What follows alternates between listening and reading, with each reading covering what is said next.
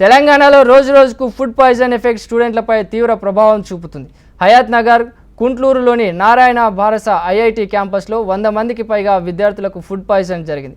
కళాశాల యాజమాన్యం విద్యార్థులను చూయించకపోవడంతో తల్లిదండ్రులు ఆందోళన చెందుతున్నారు. క్యాంపస్కు డాక్టర్ను పిలుచుకొని వైద్యం చేయిస్తున్న తీరును విద్యార్థుల తల్లిదండ్రులు తప్పుపడుతున్నారు. పరీక్షల సమయంలో ఇలా కావడం విద్యార్థులు ఆందోళన చెందుతున్నారు.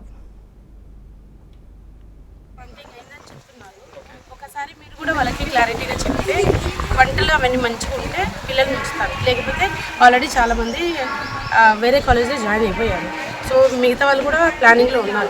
కొంచెం మీరు కూడా ఇంట్రెస్ట్ పెట్టి ఫుడ్ ఎక్కడైతే ప్రిపేర్ చేస్తున్నారో వాళ్ళకి కూడా కొంచెం వార్నింగ్ ఇస్తే మంచిగా ఉంటుంది. ఇప్పుడు వాళ్ళ పిల్లలు అయితే ఉంచారు కదా సార్, ఇలాగా ఎవరి పిల్లలు రెస్పాన్సిబిలిటీ అది. లక్షలు ఫీజు కడుతున్నాం కదా మేము.